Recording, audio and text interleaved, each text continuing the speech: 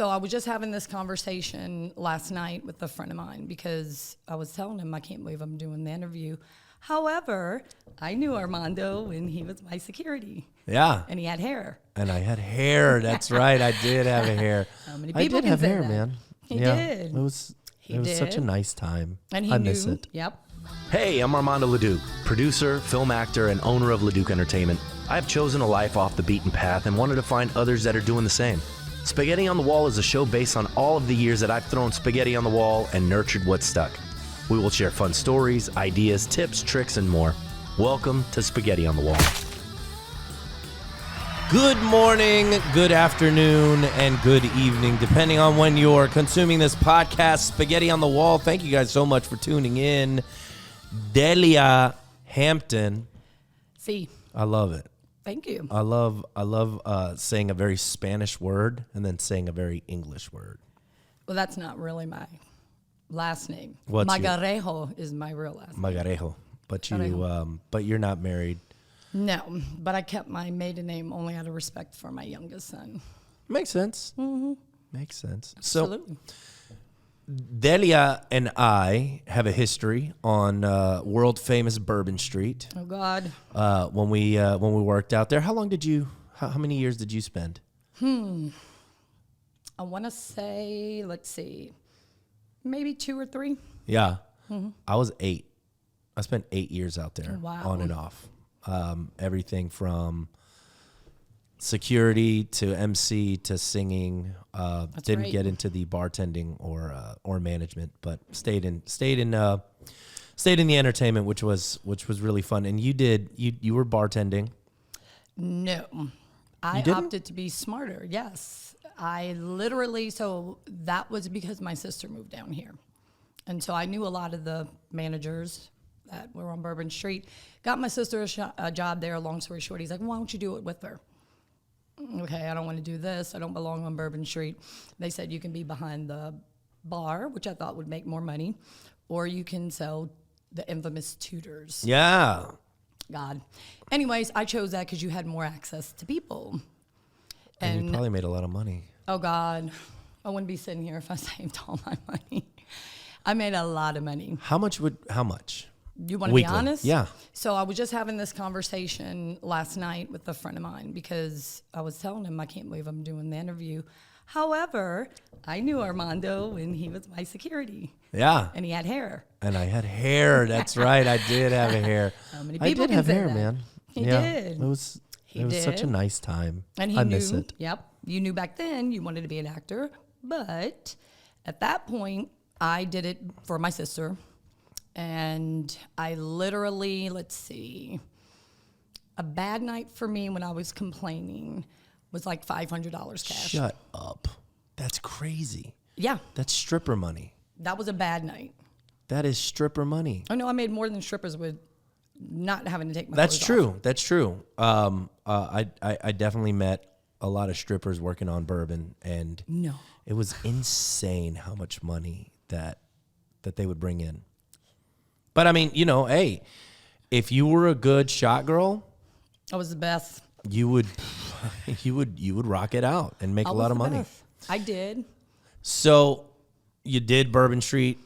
Did Bourbon Street. And I then- actually had a job before then, but for whatever sure. reason or another, like I said, with my sister, I was a team player. Right. And of course, when you get on Bourbon Street and you have access to all that money, It's hard to quit. it's very hard to quit because what I man. was making in 2 weeks, I made in maybe 2 or 3 nights. How did you finally get off the street? How did I finally get off the street? It was after Katrina, and everyone that was there were the workers. And so I was never the ones to do the whole, booty shorts. It was, to me, I'm going to make this money using this.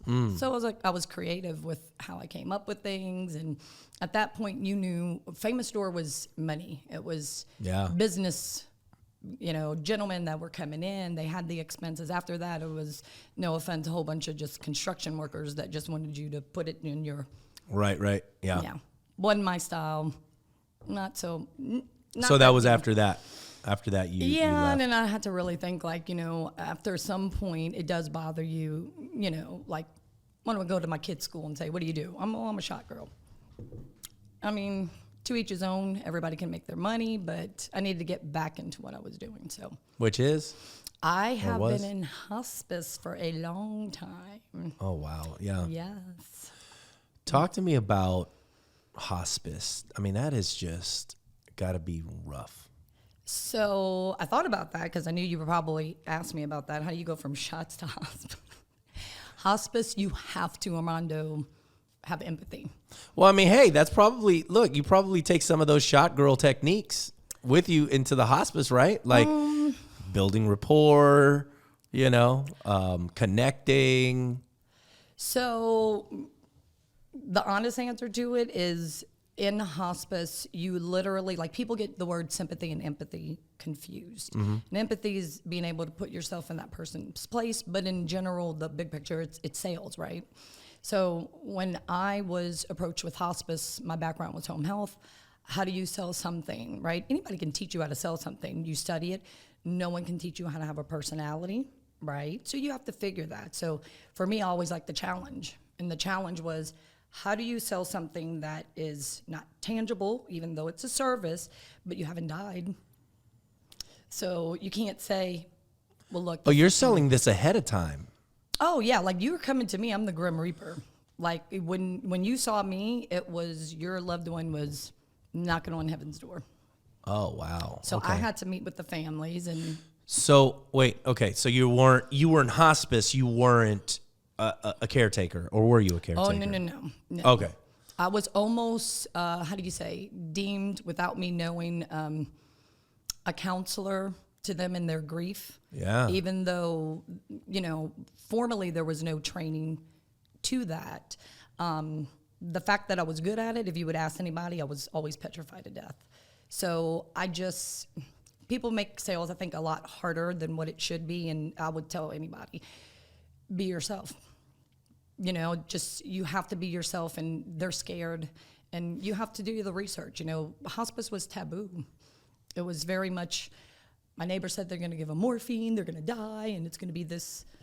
Why do you think that the United States in general just has this aversion to death? Like, if you notice that, like, other countries don't necessarily have this feeling when it comes to death, but here it's just a very not really talked about thing.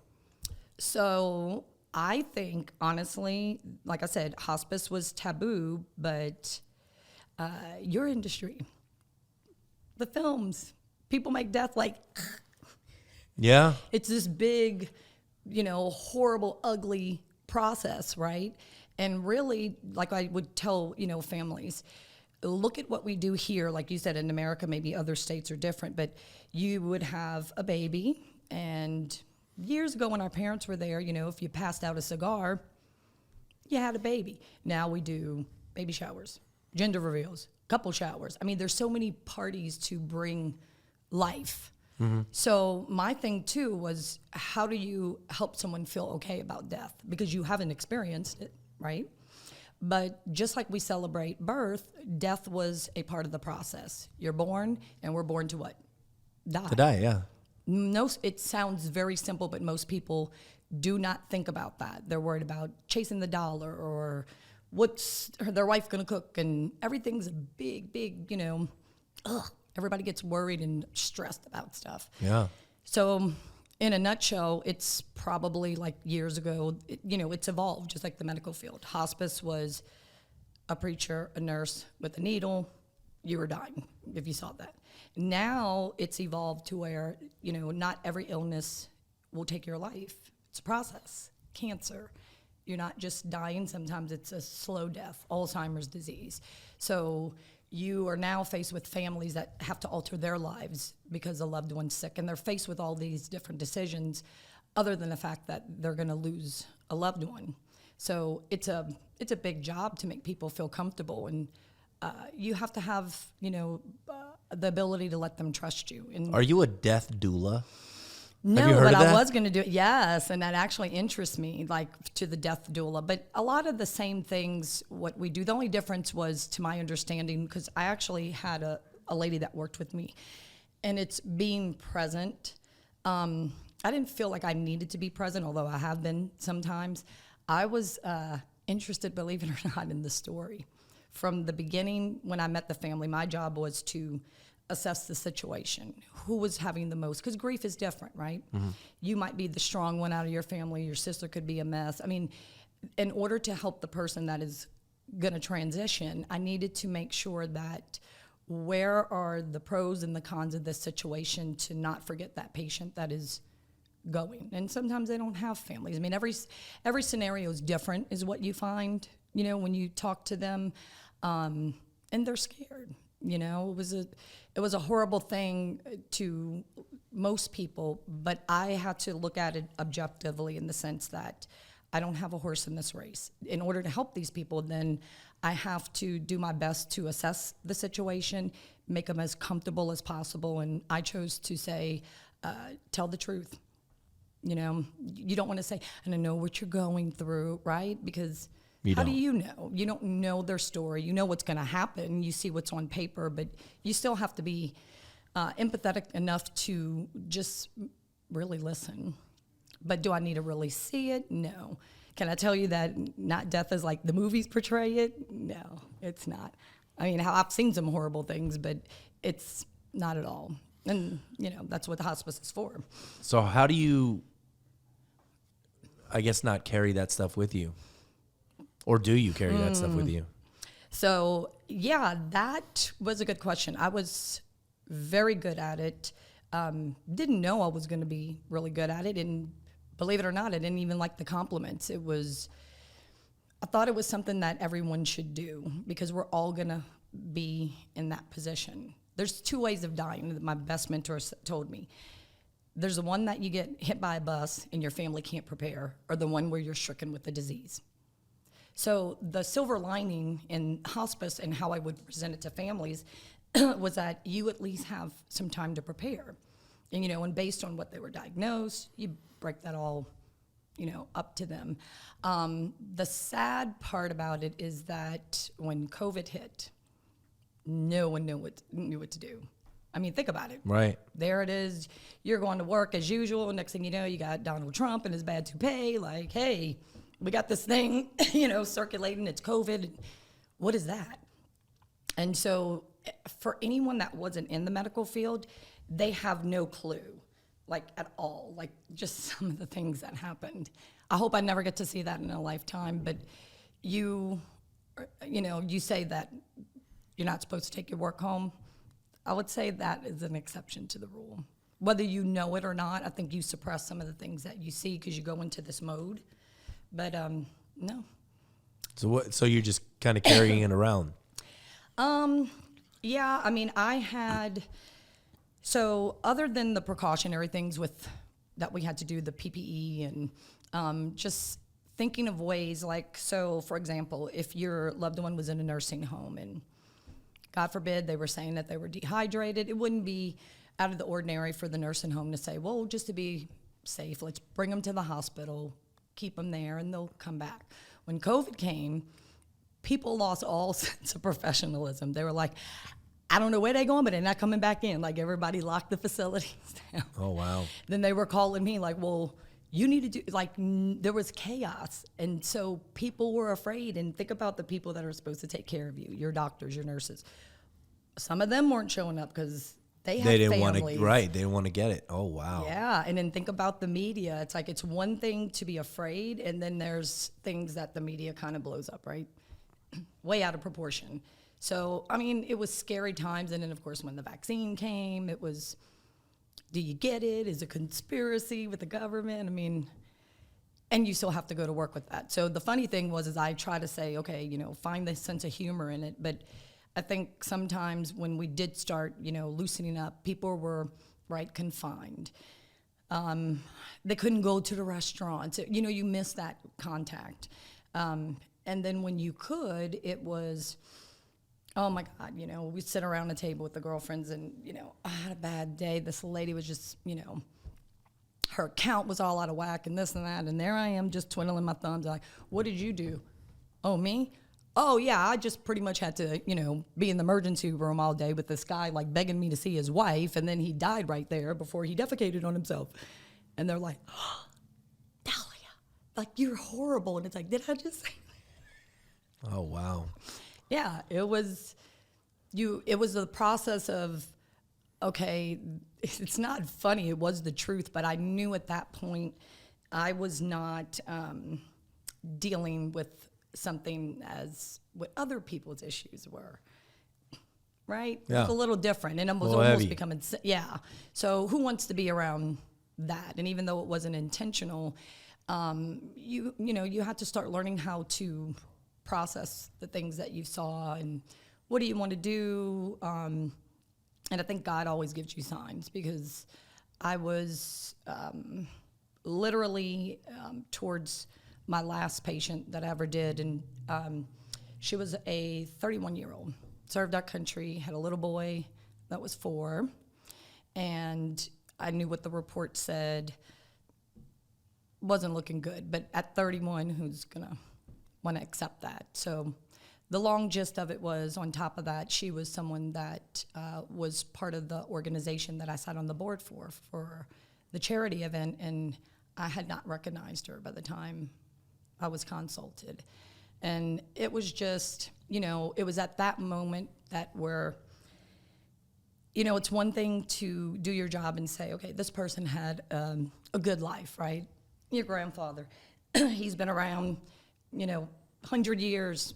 But where's the logic in someone that has a baby and they haven't lived a full life, and they say, well, what would you do? Would you give up? I don't think that I should have been answering that question. So that was hard. It was almost like saying that you're put in a position to play God, or whatever you say, you don't want to interfere. So you have to be I took that very seriously. Whatever you say could make or break a decision in this young lady's life. So I just had to believe that, there's always God looking over you, and I think I did the best that I could, but it also took me to say, might have to take a step back. So you're not working in hospice anymore? I am not. So I'm still in healthcare, but I went back to my roots, which is home health. So that's not a lot of family contact. It's calling on the same people, case managers, hospitals, anyone in the position. And home health is just, you're going to get better from it. We send nurses, we send aides. Something happened to you that is going to keep you down for a little bit, but you're going to get better. So that is what I chose, to just kind of step back for a little bit. And then, yeah. So that's where you're at now? Somewhat, but I mean, I don't know. I got my hands in a lot of things. So what are the things I've been watching you on your social media, and you've got a lot of things going on. Good old social media. Right? So I hate social media. Do you hate it? I absolutely have a love-hate relationship with social media. Why? What because about it? If you think you know me by social media, then you're terribly, terribly wrong. I'll tell people most of the time. I think that it's detached people from human contact, right? We don't know anyone anymore. We just know what they post on Facebook and how's your baby, and that's it. So right. I went through a phase of, posting kids and thinking what social media was meant for. You saw somebody that you haven't seen in a long time. And then I started seeing the other things where people just want to gossip, or they assume by a photo, or if you left your phone on at night and it says that, oh, you were still on at 2:00. No, I just was stupid to the fact that I didn't know I have to take it off. And then, of course, I learned bigger lessons when you post your relationship, when you think, okay, yay, we're all happy. And then the next thing you know, he's posting something else. And you're like, oh, man, did I get that wrong? Yeah, I could see that. It's so funny these days how, because social media is such a big part of what we do. You're good at it. Thanks. I think that the mindset is different in my opinion when it comes to social media in terms of business. And, it's more about like the building value, the posting about credibility and trust, so that when somebody does want to do business with you, they're like, oh, you're not really going to know everybody, through social media, you know what I mean? But like you can try and give at least an overview of who you are and that you have a family and things like that, so that when people do come in, it's a lot easier to get them to become a client. So that's how that's how we use social media, and more for entertainment purposes, more than just pushing a political agenda, trying to start gossip, worrying about what people in high school did, like I'm not, I love cat videos. I love comedy. Anything about dogs, I love. I love. Why? I don't know. I love watching on the those. board for PETA? I love those videos. I just, I love, animal videos. Okay, so you exactly that. So my field is marketing, even though it was in the medical aspect, and you're exactly right. When I looked at social media, I was naive to it. One, I'm not very computer savvy. I never have been.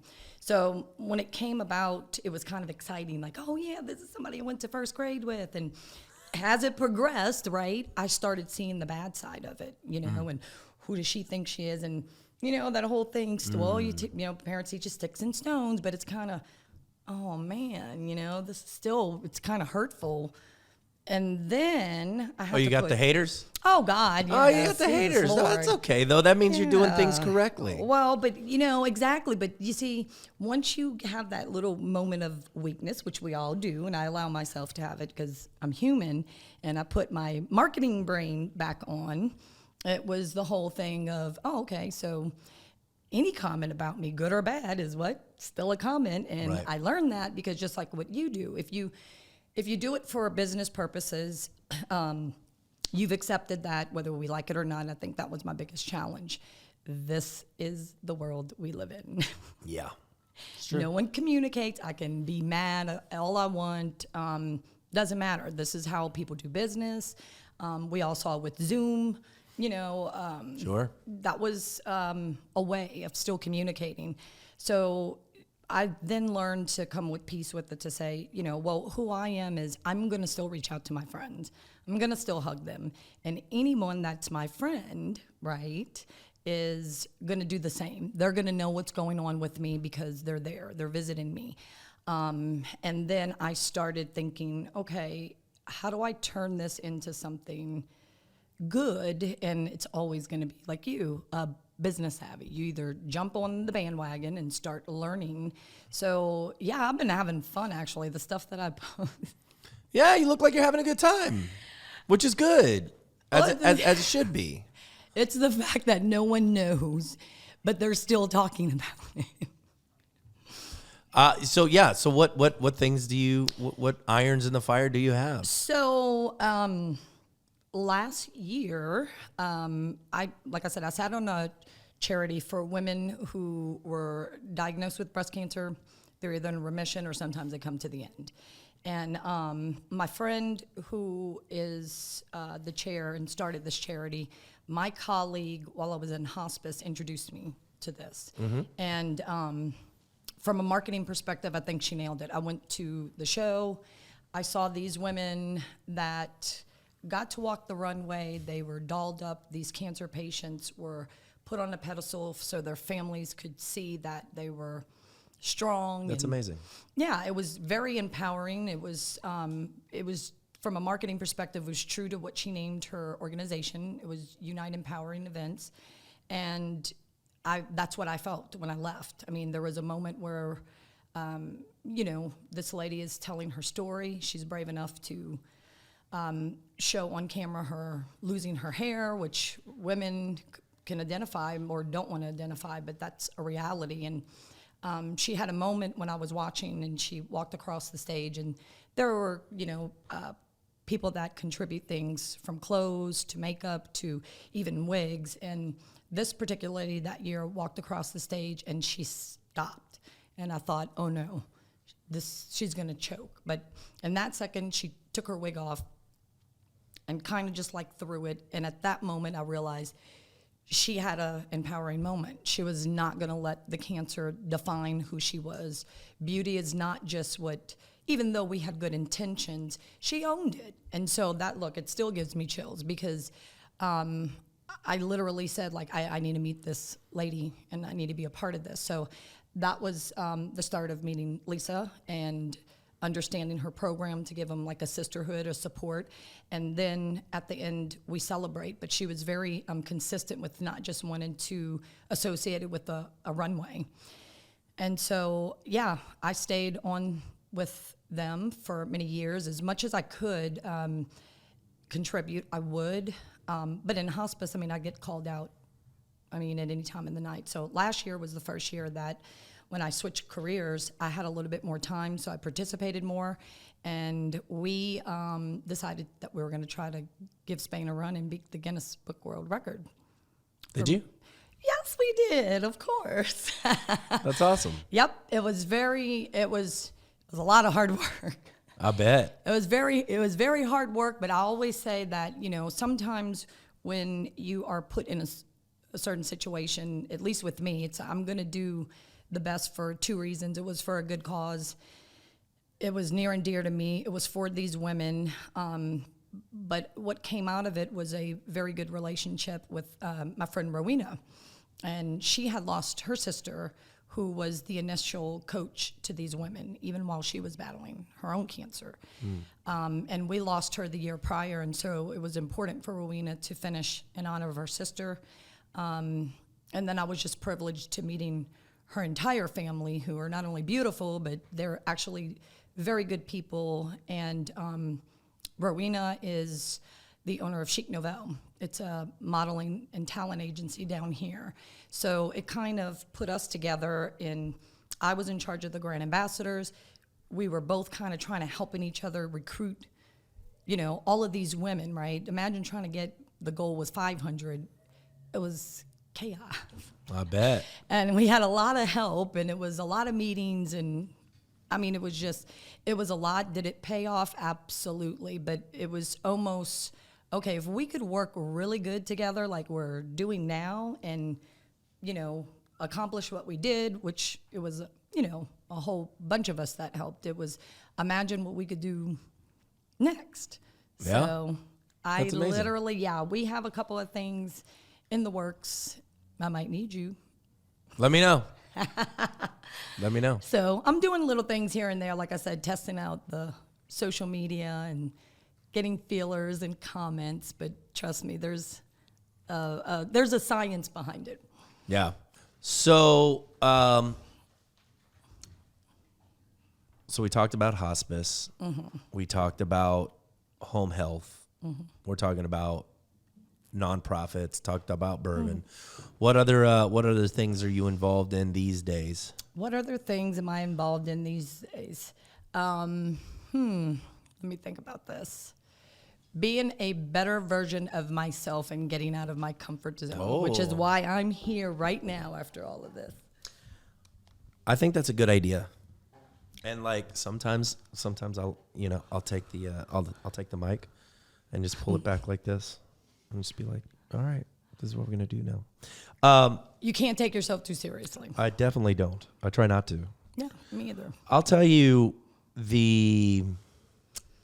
it's a good point that you brought up, is that you can't take yourself too seriously. And I think sometimes I'm trying to move out of being so like business.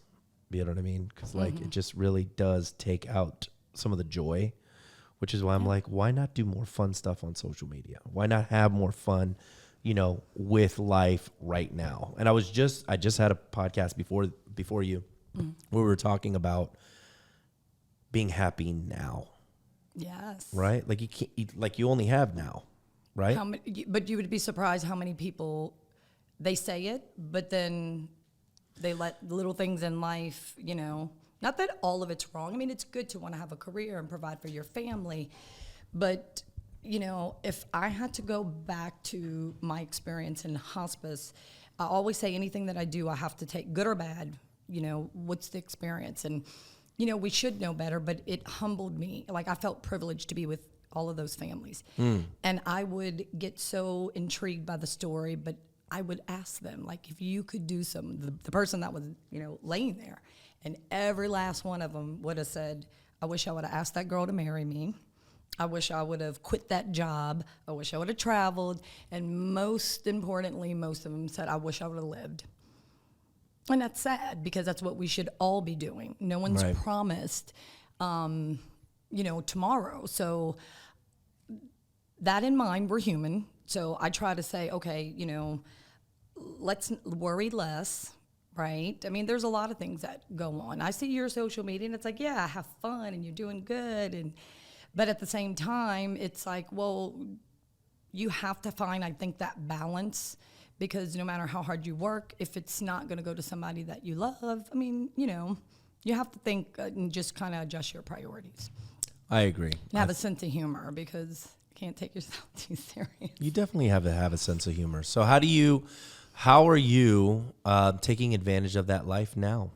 How am I taking advantage of the life now? Well, one, I'm going out my comfort zone. I hate pictures. I cannot believe I'm sitting here because I'm going to hate everything about this. And other than get to see you, because we're our own worst critics. Right. And even though people would say, oh, you're pretty, you're this, and we'll define that. I was always the one that, was believed like beauty is, defined differently. Not if you're just in a bathing suit or you look good aesthetically. I mean, what about this? Mm-hmm. People forget about that. And then, like I said, social media, you even become more detached. So one thing I had was a sense of humor. So I'm having fun with that. Like whatever I'm going to do, it's going to make me happy. I'm going to do it with a smile on my face, and as you should. Try not to take myself too seriously or worry about what people think. I mean, I didn't think from the beginning, that I really thought that about myself or worried, but then, and some of the courses of last year, I'm like, I did worry about too much. Yeah. And shame on me for doing that. Can't do that. No, you gotta just brush your shoulders off and do it again. What's your goal for this year? What's my goal for this year? So I want to, actually, like I said, I know I'm going to, you got to speak that into existence. I'm going to work my butt off. I don't want to jinx it, but I really do have something of a good friendship with Rowena, and we've been tossing around a couple of things that we're going to bring to fruition that is exciting. Anytime you have a goal, it's exciting. You should. Yeah. And we get stuck in the, mundane of just doing what we're supposed to do, and instead of taking that risk. So I don't do, resolutions. I always look back at the last year and say, what did I learn and what can I do better? Like, that's the challenge. Because everybody's cool. Like, yeah, I want to lose weight. Well, yeah, a lot of people do. I mean, it's just, don't set yourself up for small things in the sense of, maybe, I guess, vanity per se. I mean, if it's feasible for you and it's health, whatever. But, just think about things like what we were saying for the moment. Like, you should set, things that make you happy. And that's what I think we all want to do, not take ourselves seriously. I love it. Yeah, because, originally I thought you was bringing me here to give dating advice. You can do it. Go ahead. I'm the last. Give me some dating advice. What's some dating advice? Person. I don't know if my wife would like me getting dating advice, but let's go. Well, why don't we throw it back and forth? So let me see. Don't ignore the red flags. That's don't ignore the red flags. Mm-hmm. What does that mean? That they're there? Here's the thing. Red flags. Mm-hmm. Are they red flags? Or are they just personality traits, that like you may not gel with, right? Or are those deal breakers? Because maybe those red flags might be things that you're like, oh, what? That might be endearing for that person, or maybe not. It does, and usually me and my stupid self, I fall for the guy that's the quirky one, the sense of humor, and don't think it further through. Like, stability, if they even have any emotions, are they capable of it? Is this whole relationship going to be on film? Hindsight's always 20/20, right? That's but funny. You think, oh, it's cute and it'll get better, and when you let that go too long, it's like, uh-oh. Now Do you think people can change? Do I think people can change? I think anybody can change. I think they have to look deep down inside themselves. A colleague of mine and a friend of mine told me that when we choose someone, whether it be a boyfriend or a spouse, it's like looking in the mirror. You're attracted to them initially because you identify with something, good and bad. And usually it's the good that attracts you, maybe the sense of humor. But then the other things like, the hurt, or maybe, I used to say, I thought I had a good sense of humor and everybody liked that. But then when you go deep inside, I thought after a while, I think it's a defense mechanism. Sure. I think when I got nervous or I took a compliment, it was, Delia's going to be funny. But then when I was not feeling well, then it was perceived as, what the hell's her problem? It's like I didn't have that happy medium. So, yeah, I mean, I don't know. I've literally sit here and think like I'm the wrong person to ask dating advice to. No worries. Hey, I want you to look into this camera right here and tell people where they can find you. Where they can find and follow me. you. Oh my God. So I'm not very good at all that stuff. That's all right. So while my Instagram is it's my first and my maiden name, Deliah Magarejo. But like I said, there'll be other stuff, and maybe I'll come back and when I get all that stuff, because I might need you. Yeah, hit me up. Facebook, like I said. Yeah. Follow Deliah. She's got a lot of things going on social media. It's definitely a fun show. That's how I look at social media these days. It's just like it's a show. It's a network. Is. You know what I mean? Having fun. And so I'm like, all right, I'm gonna, check out this show now, and I'm gonna, check out that show, and I feel like as long as I'm looking at it through that lens and not necessarily like, what are they doing? You know what I mean? Like it's just, right. I think it's entertainment. It is. It really is. Yeah. But I mean, at the same time, I've had my bouts with it, but now I'm having fun with it. There you go. It's all about mindset. It's all about perspective. Exactly, my friend. Deliah. Exactly. Thanks so much for being here. You're welcome. Ladies and gentlemen, that was Spaghetti on the Wall, right here, brought to you by Leduc Entertainment. For all of your digital marketing needs, videos, social media, we got you. And then you can watch Spaghetti on the Wall anywhere where you can find a podcast. So hit us up if you guys want to be on the show, apply to be on the show, and maybe I can interview you, and we'll see y'all next time.